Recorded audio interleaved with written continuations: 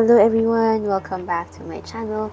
So for today's video, we are going to paint a floral painting using this Agallo watercolor. This is their botanical set, and you might have already seen my swatching video. So now we're gonna use it on a painting, and I really love the packaging. It's always very luxurious when it's Agallo watercolors. Look at this very beautiful paper. Okay, let's start. Alright, so I'm gonna use the brush included here. This is the Tintoretto brush. It's in the size 8. I'm hoping that it's good. And then I have here my reference from Pinterest. So it's a wedding cake with some beautiful flowers. So there is no gray color here, so we're gonna have to make one.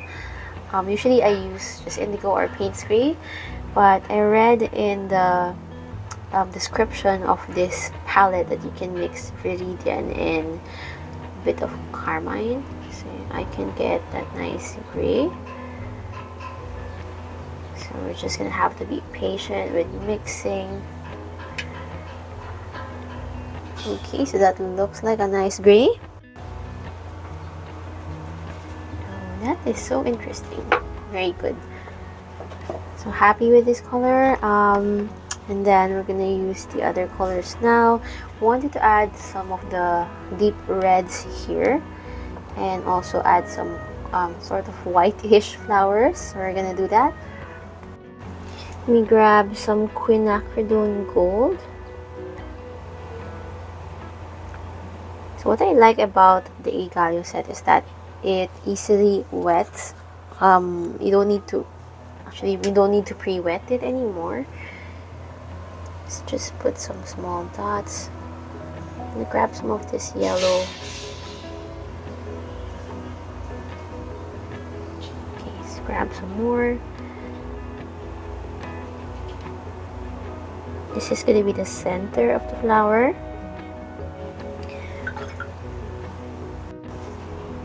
Grab some more of that quinacridone gold. Just mix that with some of the dots here. Okay. So I did mix a little bit of yellow in this gray mixture. Just make some more green mixture. So that's 2 red. Add some more green.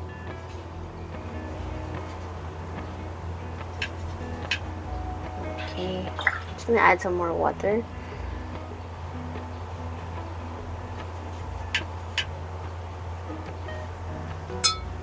Alright, let's start painting. Just gonna pull the center and let it flow into the petals.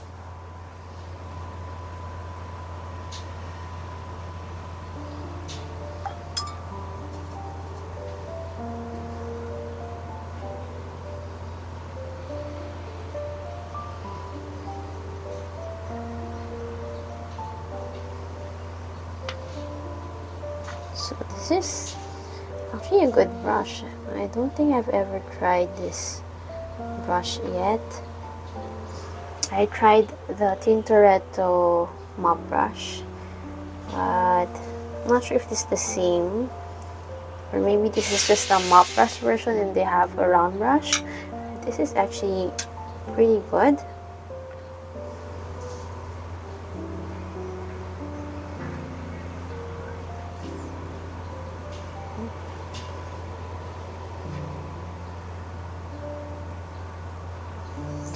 Add some of that yellow right here.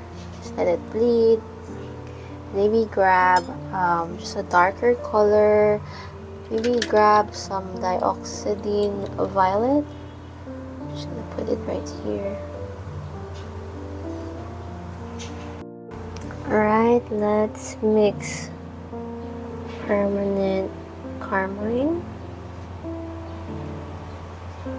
And I want to make this deeper. Let's add a little bit of this viridian.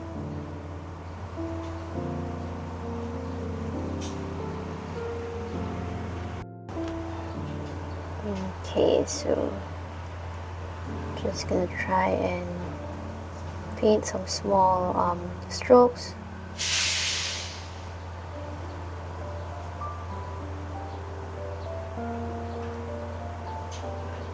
I don't really have an exact plan in mind, but I'm looking at the reference photo. I'm gonna rinse my brush and just checking out which flower looks good or which flower stands out. So just add some water and let this flow. So this technique is gonna help you create a looser style. So you have the dark center and you have some nice loose petals. You can add a little bit of that yellow to your pink.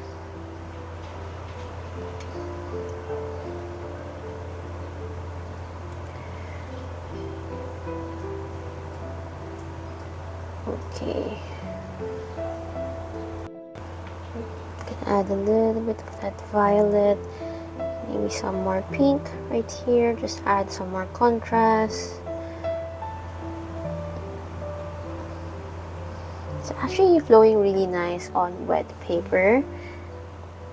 So earlier in my swatches, in the swatching video, I said that the paints look a bit matte, but here on the paper that I normally use, it actually doesn't look matte.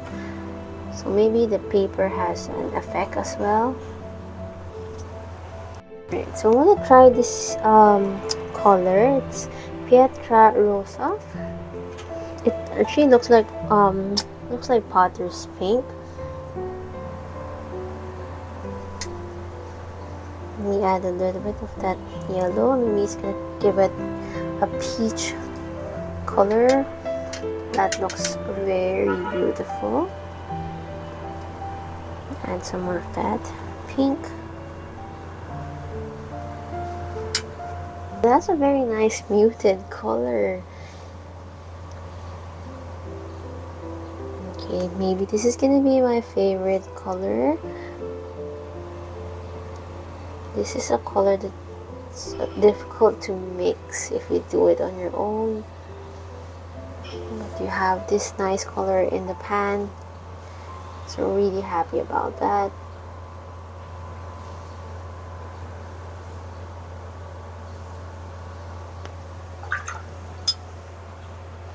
Okay, now let's grab some greens.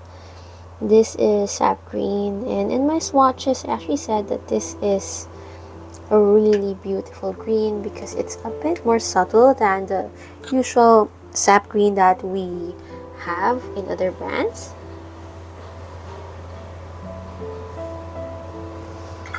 So we can mix, gonna mix the transparent red oxide, okay, with the green.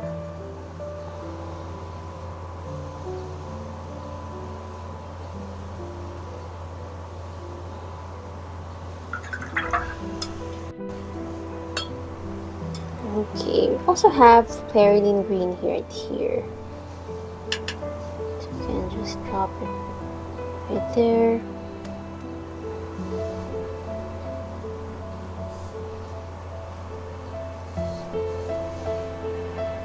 Let's create some more expressive strokes.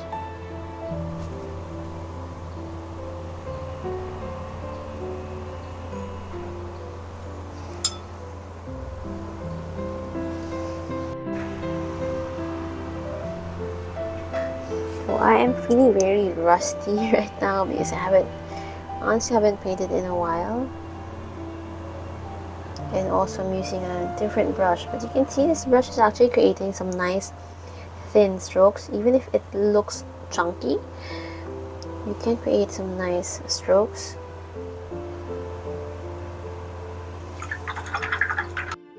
Okay, so you want to add some nice white flower here.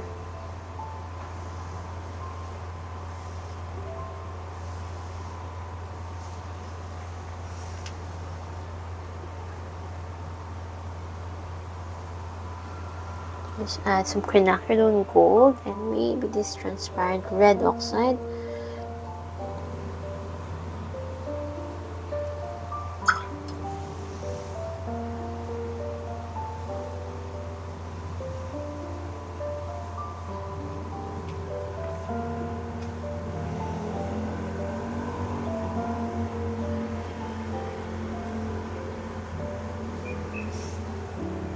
And then I'm gonna grab this aquamarine, dilute it with a lot of water.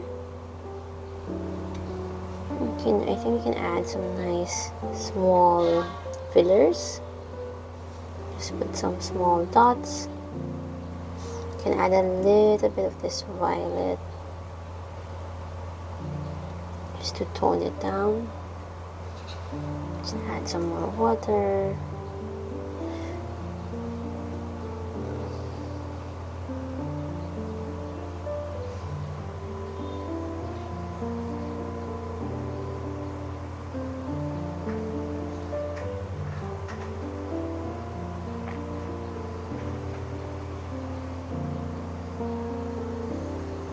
Just going to add some movement, and this is really subtle. I added a lot of water.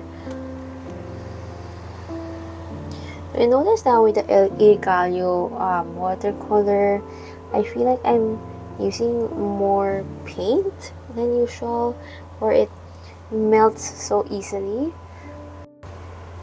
So because the paint is really creamy, I think I'm using up more paint than usual, like compared to other brands.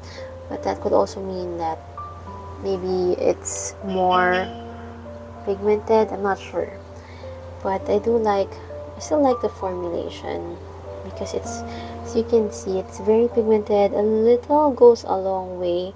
It's just that when you wet the paints, you because it's creamy, you pick up more than usual. That's just my personal observation.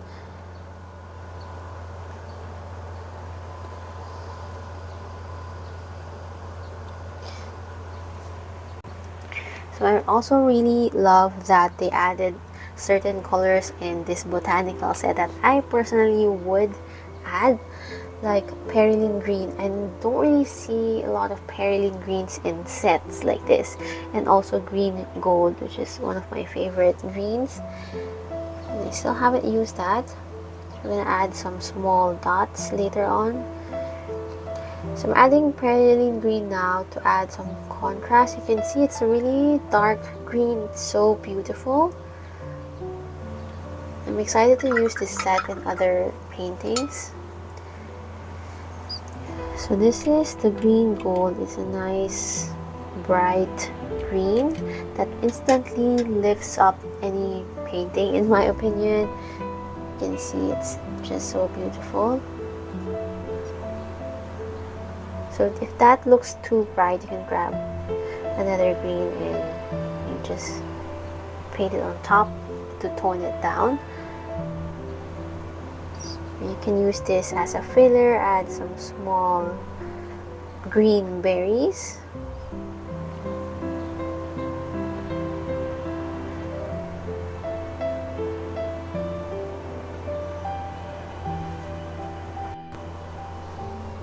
Okay, let's add a second layer.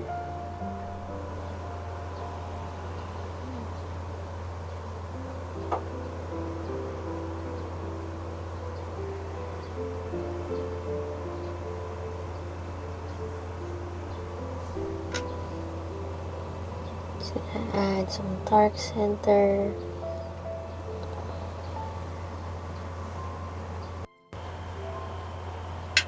Okay, we're on to the finishing touches. I'm just gonna add some blue paint here.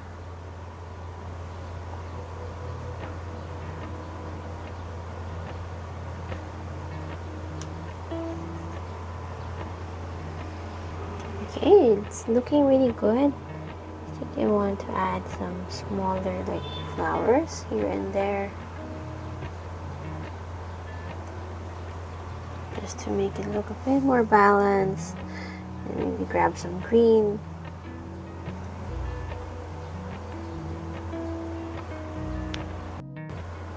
Alright, so thank you so much for watching this video. I hope you enjoyed it. I personally like this watercolor set, but maybe I would prefer it with indigo or Payne's gray, but that's just my own preference. And this is my first time to use the set on a painting, but I think it worked out really well. I'm happy that I was able to mix this nice neutral color from Viridian and Carmine. So that's a mix that I personally wouldn't think of, or I wouldn't use, mainly because I don't have Viridian in my palette. It's not the color that I would really use, and I think most people or most floral artists use like a different green, but it's a nice surprise that this one works out well in a botanical palette. And something I really like is the Pietra Rosa. It's a very beautiful color, similar to Potter's Pink, but I think it's more pigmented kind of pink, or it's like a brighter pink, because Potter's Pink can sometimes look a little bit dull, but this one has a very nice color, so I'm glad they had this color. And I mix it with some yellow to create this peachy pink muted color, so it's really beautiful. And something to take note of is that I noticed that the mixture of the colors, they look more like natural on paper compared to the other brands that I have used. The other brands are, for me, brighter. This one has a more subtle color. Even if, for example, the permanent Carmine, it looks very pigmented, but when you paint it on paper, it's not like a really bright color. I feel like it has a more subtle feel to it. I'm not sure if I'm making any sense, but I guess you'll notice more of these things as you paint some more. Okay, so that's it. I will see you in my next video. Bye!